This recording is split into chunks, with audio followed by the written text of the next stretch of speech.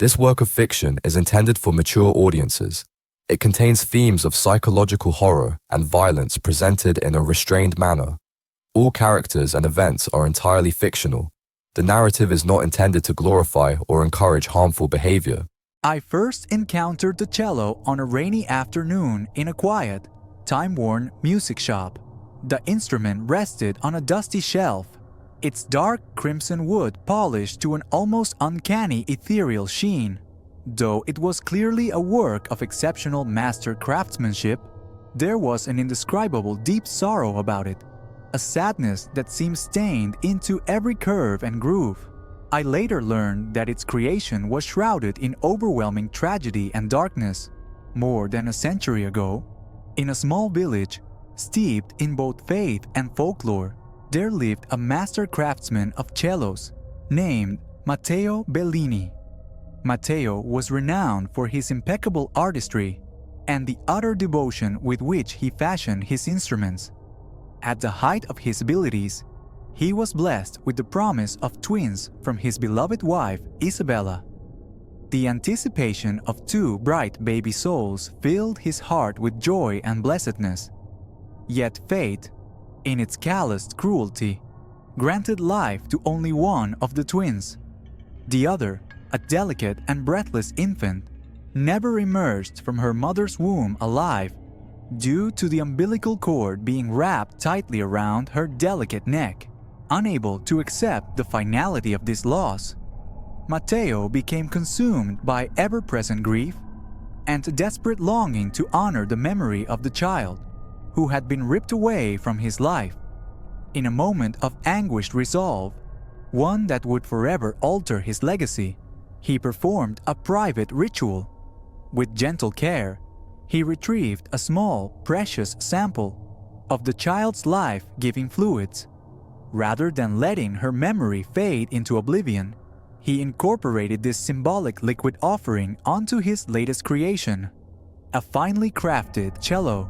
Carefully, he used that essence to paint and stain the instrument's surface with a subtle crimson hue, as if embodying the instrument with a tender tribute to his lost little baby girl. The result was extraordinary. The cello, imbued with that sacred lament, seemed to now possess a soul of its own, a delicate interplay of beauty and tragedy.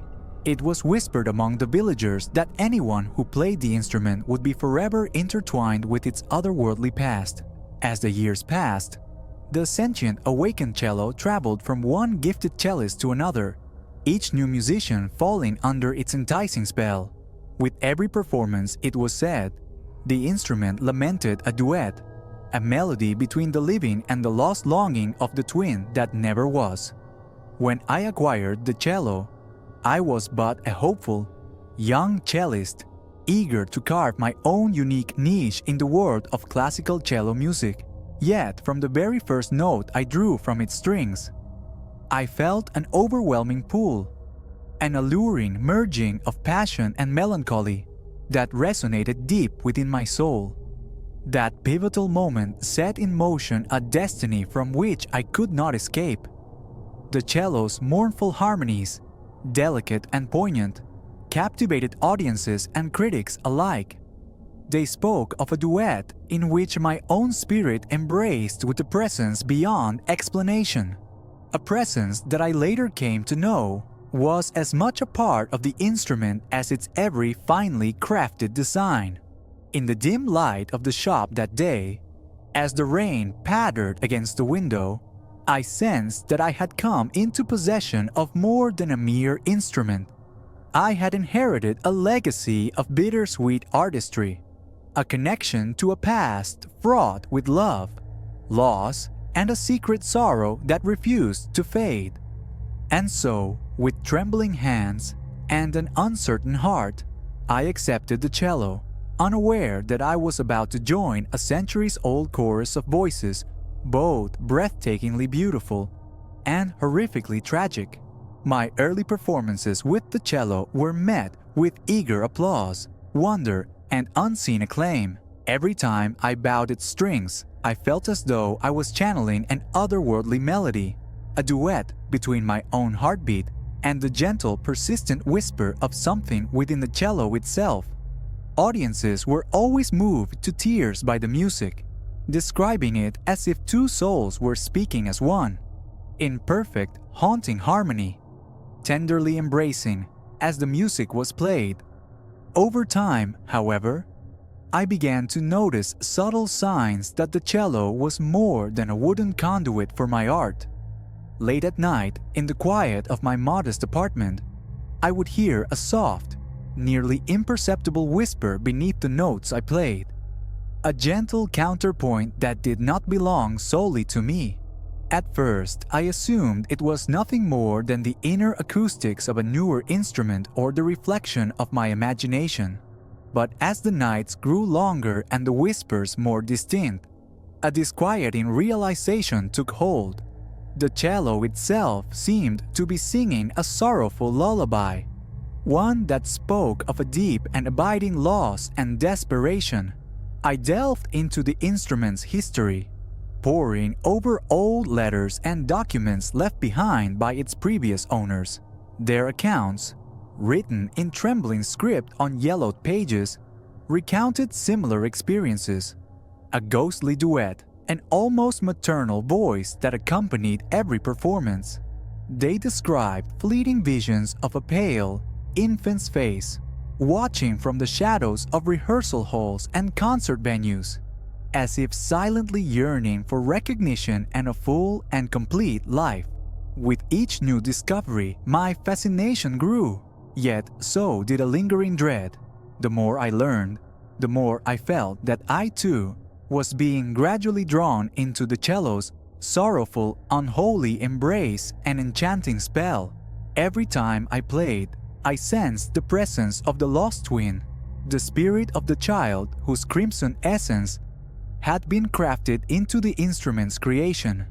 It was as though her tiny voice, faint and forlorn, interwove with my own, creating a duet that transcended the boundaries of life and death. At first, this union filled me with a bittersweet exhilaration, but with time, the connection began to weigh heavily upon me, as if the price for such transcendent, angelic beauty was an ever-deepening sorrow well beyond words or music themselves. I began to record my performances, listening back to them in the silent hours after midnight. In those quiet moments, the cello's lament revealed itself more clearly. A delicate, persistent melody that spoke of loss and longing, an eternal yearning that no earthly comforts could ease.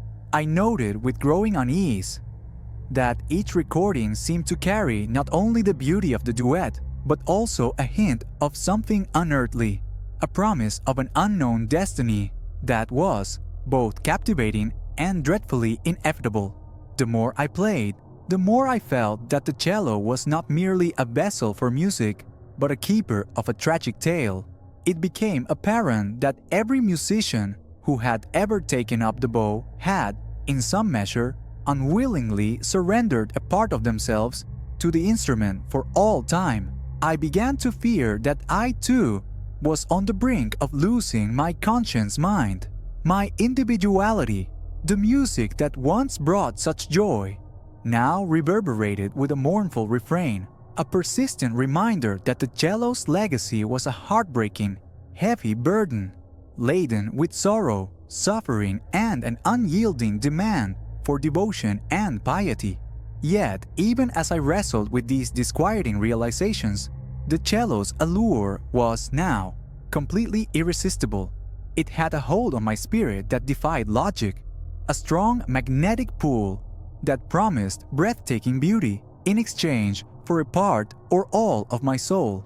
The duet continued, and with every performance, I found myself increasingly entangled in its bittersweet embrace, unable to escape the bond of a love that was as precious and profound as it was engrossing and unshakable. In time, my life became an endless cycle of performances and solitary nights, filled with introspection and alluring addiction. The more I played, the more the boundaries between my own voice and the ghostly incantation within the cello began to blur. I found that the cello no longer belonged solely to me. It had claimed a large part of my identity, a silent partner in every perfect note and every deafening pause. In each performance we played, my days were consumed by rehearsals and concerts, and my nights by restless dreams, filled with half-remembered lullabies and the soft, sorrowful songs of a child's voice. I began to neglect the world outside of our music, a world that seemed distant and unimportant compared to the transcendent duet that constantly replayed in my mind. Friends and loved ones expressed concern as I withdrew deeper into the embrace of the magical, cursed cello, and yet I could not tear myself away from its siren calls. I kept meticulous records of my experiences in my private journal, chronicling the gradual erosion of my sense of self. I wrote of the subtle markings that sometimes appeared on my hands, faint traces that glowed in the candlelight, as if retelling the instrument's secret history. I recorded the uncanny moments when I felt the presence of the lost twin more tangibly, as though her sorrow had become an inseparable part of my own existence. As my career flourished to new heights, the public praised my performances for their emotional depth and otherworldly beauty. Critics spoke of a rare, almost impossible duet, a melding of two voices that created music of an intensity that left audiences trembling with overwhelming emotion and insisting for even more. Yet beneath the surface of every performance lay a quiet torment, an inner struggle that I dared not share with anyone. The cello had become a constant companion, her every note a reminder of a tragic past and a destiny that seemed both fated and inescapable. Late one evening, after a particularly stirring and emotional recital in a centuries-old concert hall, I lingered alone in the empty corridors backstage. The silence was profound, broken only by the distant noise of the city below. In that solitude, I sensed the full weight of the curse that had been passed down through generations. I recalled the whispered legends of the instrument's origin, of Matteo Bellini's desperate act and the enduring sorrow that had been stained into the wood. I wondered if, in my fervent pursuit of artistic accolade and perfection, I had become yet another victim of an inheritance too profound to ever escape. The music that flowed from the cello was now a constant refrain in my life, a beautiful, mournful melody that carried with it both hope and hopelessness. I realized that I had been drawn into a cycle from which there was no escape. The cursed duet was no longer a source of inspiration alone. It had become a relentless entity that threatened to consume my very essence. And as each performance grew to a close, I felt that same haunting voice, growing ever stronger, her gentle melody taking root in the silent spaces of my heart. I tried to resist this fate by turning away from the instrument, but her call was too irresistible, too intimately entwined with my own being. The more I fought, the more I became convinced that I was destined to merge with the cello's tragic past, a destiny shared by all who had dared to stroke her strings. In the depths of my isolation, I accepted the truth. The music was not merely a precious gift, but also a costly burden, a constant reminder of an innocent life lost, and a tragedy that would forever reverberate in every note I played. The turning point came unexpectedly, during a grand performance held in another ancient concert hall, renowned for its acoustics and long regal history. On that evening, as I prepared to perform before a vast awaiting audience, I felt an unusual intensity in the air, a heightened awareness that something momentous was about to occur. As I took my place on stage, the cello cradled between my legs. I sensed the presence within it, growing almost lifelike all around me. The music began softly, the first tentative notes drifting into the hushed silence of the hall. With each stroke of the bow, the melody grew richer, its layers intertwining my own emotions with the sweet duet that had haunted me for so long. The audience was spellbound, absorbed in the transcendent sound that seemed to speak of eternal sorrow and unyielding love. In that moment, it was as though two voices, the living and the departed, merged into one, creating a counter-harmony that defied time and reason. Midway through the performance, as I reached a particularly poignant passage, I felt a sudden surge of energy course through me. My heart pounded in tandem with the rising crescendo, and a quiet voice, soft and sorrowful, whispered directly in my ear, "I am here now, always to be with you." The words were not my own. They belonged to the spirit intermixed within the instrument, an innocent, gentle, yet insistent plea that resonated in the depths of my being, completely engulfing my soul. For an agonizing instant, I lost all sense of self, the music, the audience, the very boundaries between life and the hereafter, all blurred into a single overwhelming sensation. I looked down at my hands, and in the gleam of her polished wood, I saw the reflection of a face I had not recognized, a tender, melancholic form that seemed to belong to that lost child of so long ago. In that moment, I understood that she, the cello, had claimed me fully and for all time. The two souls, the one that had once been mine and the spirit of the lost baby girl, had merged together in an unbreakable bond of music. I completed the performance in a daze, my heart heavy with both sorrow and an indescribable relief. The applause that followed was thunderous, yet I felt a profound emptiness deep within. That night, as I returned to the solitude of my quarters, I realized that I had become the final link in a chain that spanned generations. I was now both the guardian and the vessel of a tragic instrument, a living testament to the love and loss that had birthed the living cello. In the days and weeks that followed, I struggled to come to terms with my new reality. I no longer felt entirely human, for a part of me belonged to that ethereal duet, a constant, tender song that whispered in moments of stillness. The instrument, once an object of artistic expression, had become an inseparable part of my soul, and though I continued to perform, every note I played carried the weight of that fusion, a bittersweet reminder that some destinies are written in sorrow and sealed by an unyielding love. I began to document my internal struggle in a journal, careful to note the moments of beauty and the depths of despair that accompanied each performance. I recorded the subtle shifts in my perception, the way my thoughts intertwined with memories that were not entirely my own. And in these solitary reflections, I sought some measure of understanding, some glimmer of hope that I might reclaim even a fragment of the former life I once had known. Yet with every passing day, the realization grew stronger. I had become a living relic, forever bound to the cello's tragic past. The cursed duet was no longer something I could control or escape. It was an eternal part of me, destined to resonate through every moment of my life. In accepting this fate, I also recognized that I had become both a cautionary tale and a beacon of hope, a warning of the price that must sometimes be paid for beauty and musical perfection and faith.